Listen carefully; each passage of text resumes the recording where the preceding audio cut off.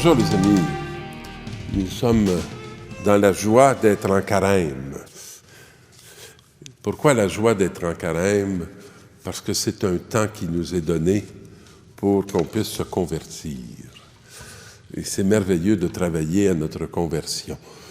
On met trop d'énergie à essayer de convertir les autres, alors que la seule place où on doit porter du fruit, c'est si on l'investit à se convertir soi. Et le Seigneur ne nous invite pas à le faire seul, il nous invite à le faire en Église et à vivre ce temps collectivement, comme un peuple qui lui appartient et qui s'en va vers sa transformation. La première lecture qui nous est proposée, c'est un texte qui m'a toujours beaucoup fasciné. Au temps où le Seigneur fit le ciel et la terre, il modela l'homme avec la poussière tirée du sol. Bon, on aimerait ça qu'il ait pris une matière plus digne, plus noble, mais alors, dans son immense simplicité, alors il a pris le sol.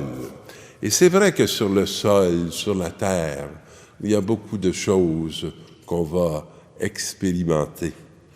Et il insuffla dans ses narines le souffle de vie. Alors, c'est le sol et le souffle. Et ce qui donne la noblesse à l'homme, à la créature, c'est justement le souffle qui va habiter la poussière. Et l'homme devint un être vivant. Pas de notre faute, hein? C'est la conséquence du souffle de Dieu, de ce qui est insufflé dans nos narines. Et le Seigneur Dieu planta un jardin en Éden, donc il l'a fait lui-même. À l'Orient, il y plaça l'homme qu'il avait modelé. Et le Seigneur Dieu fit pousser du sol toutes sortes d'arbres à l'aspect attirant et aux fruits savoureux. Puis là, on va voir tout l'œuvre de ses mains, dont nous sommes, dont la terre est aussi. Et puis là, il plante l'arbre de la connaissance du bien et du mal. Bon, c'est toute une plantation. Le serpent était le plus rusé de tous les animaux des champs que le Seigneur avait fait. Même le serpent, c'est lui qui l'a fait. Alors, il dit à la femme, Dieu vous a dit, vous ne mangerez le fruit d'aucun arbre du jardin. Ah! Le serpent qui commence à insuffler son haleine de mort. Et écoutez bien la réponse de la femme, parce qu'il vient d'affirmer à la femme, vous ne mangerez pas le fruit d'aucun arbre du jardin. Mais non, il n'avait interdit un. La femme répondit au serpent, nous mangeons les fruits des arbres du jardin. Voyez-vous, elle répare le mensonge. Mais pas celui qui est au milieu du jardin. Mais ça, c'est intéressant, ça. Hein? Parce que vous savez, si on a un interdit, et que cet interdit est planté au centre de notre vie, puis qui focalise tout notre désir, c'est comme si on pouvait n'en manger aucun, parce que celui-là nous est refusé. Celui-là nous est interdit.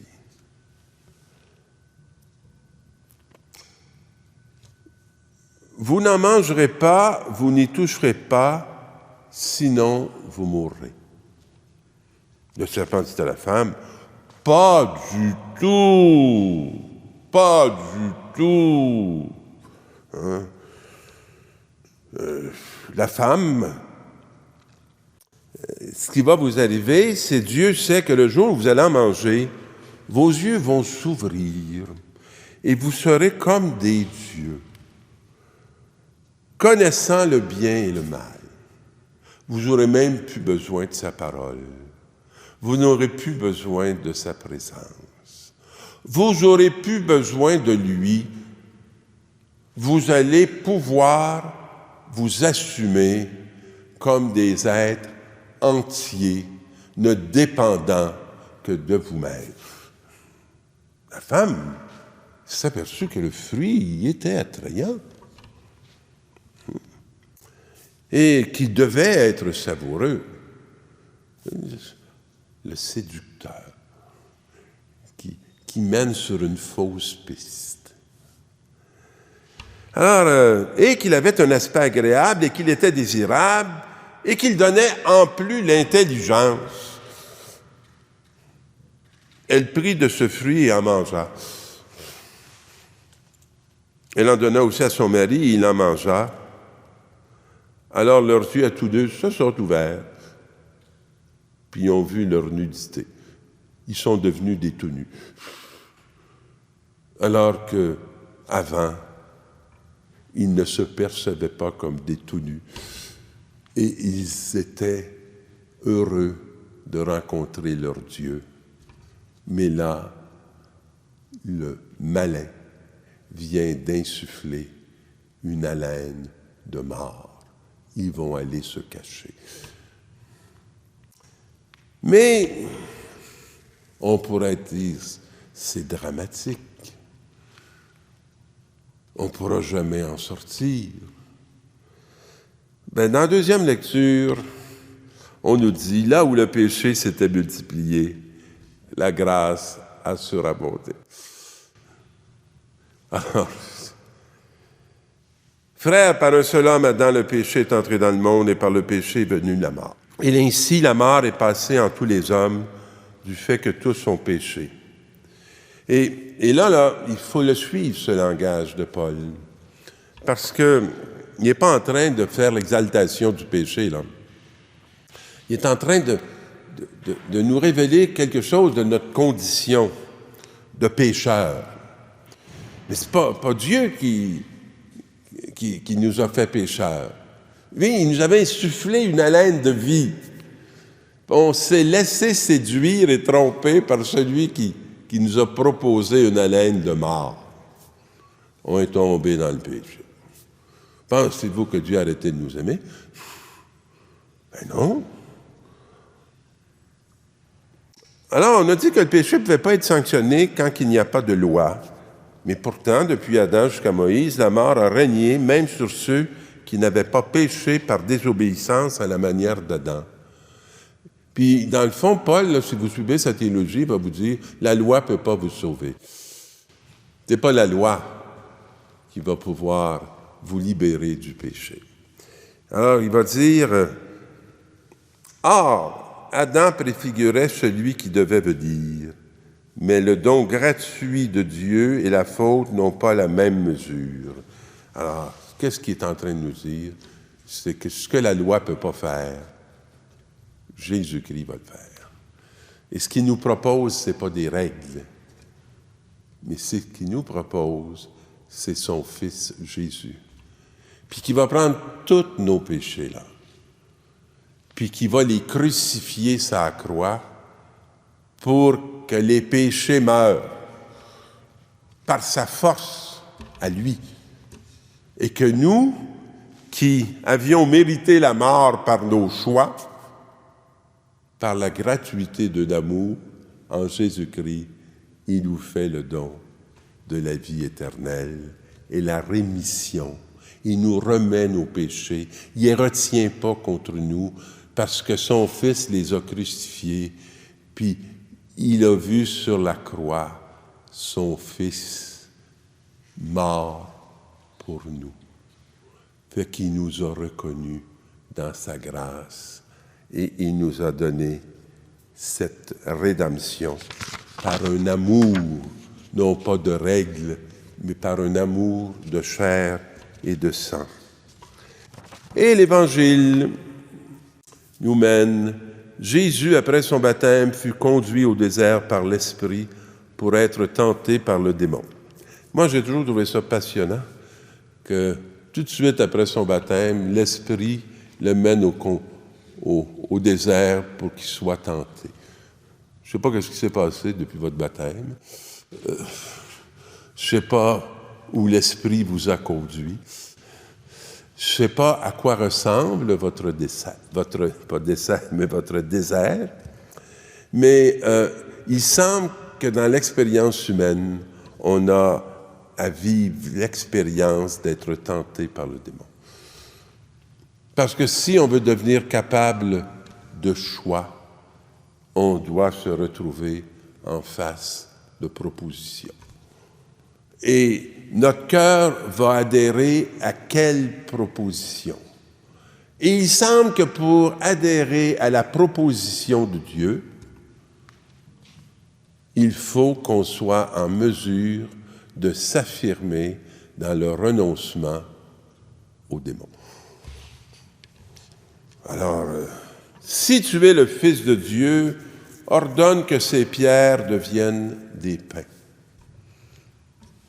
Il y a des choses dures dans notre vie, puis qui nous laissent dans l'insatisfaction. Et là, pour nous, pour trouver notre satisfaction, on change les pierres en pain. On bouffe. On se nourrit de ce qui nous comble, de ce qui nous laisse vide. Et non pas de la plénitude de Dieu. Et on change les pierres en pain. Mais là, Jésus répond, il est écrit, ce n'est pas seulement de pain que l'homme doit vivre, mais de toute parole qui sort de la bouche de Dieu. Et quand on renonce au chemin de l'autosatisfaction, alors on commence à faire de l'espace pour la plénitude de Dieu. Alors, c'est le jeûne. Le jeûne, c'est pas en soi qu'il a une valeur, le jeûne. C'est dans ce qu'il produit. De nous tourner non pas vers notre satisfaction, mais d'attendre notre plénitude de Dieu. Alors le démon l'amène à la ville sainte, à Jérusalem, le place au sommet du temple et lui dit, il fréquente de beaux lieux, le diable. Est-ce que vous savez que le diable peut être même dans notre église ici, là? C'est beau ici. Mais il est rusé, le diable. Alors, il amène Jésus devant Jérusalem, la ville sainte, le met au sommet, pas en bas. Il donne même plus qu'une place de pape. Tu ne peux pas monter plus haut que ça, là. Tu es au sommet. Puis il dit, si tu es le Fils de Dieu, jette-toi en bas. Défie Dieu. Car il est écrit, il va donner pour toi des ordres à ses anges, ils te porteront sur leurs mains, de peur que ton pied ne heurte une pierre. Alors Jésus déclara, il est aussi écrit, tu ne mettras pas à l'épreuve le Seigneur ton Dieu. Si tu es le Fils de Dieu, prouve que tu es le Fils de Dieu. Montre-le que tu es le Fils de Dieu aux autres. Puis, il ne t'arrivera rien si tu es le Fils de Dieu. Si t'arrive quelque chose, bien, ça démontrera que Dieu n'existe pas. Tu ne mettras pas à l'épreuve le Seigneur ton Dieu. Alors le démon l'amène encore sur une très haute montagne et lui fait voir tous les royaumes de la terre. Bon, il ne l'a pas eu avec les sommets religieux. Fait que là, il va lui montrer le monde. Tout cela, je te le donnerai si tu te prosternes pour m'adorer. Oh! Oh, oh! Si tu m'adores, moi, je vais te donner le monde. Parce que le monde, il m'appartient, puis c'est moi qui peux te le donner. Tu vas être quelqu'un dans le monde. Et Jésus dit, arrière Satan. Car il est écrit, c'est devant le Seigneur Dieu que tu te prosterneras. Et c'est de lui seul que tu adoreras. Et le carême est un temps pour bien regarder où on se prosterne, où on va chercher nos satisfactions et quelle place on tient dans le corps du Christ. Alors le démon le quitte. Voici que des anges s'approchèrent de lui et ils le servaient. Ils vont le quitter, mais pas définitivement. Il va retenter, il va réessayer de le faire trébucher. Je terminerai en vous disant qu'il y a un arbre qui nous donne la connaissance du bien et du mal qu'on nous avait interdit. Et cet arbre, c'est la croix, parce que c'est le trône de Dieu. Et celui qui peut s'y trouver sans se perdre, c'est le Christ qui est la tête, celui devant lequel on est appelé à se prosterner parce qu'il nous a ouvert un chemin du salut. Bon carême, et que votre route jusqu'à Pâques vous affranchisse de tout esclavage.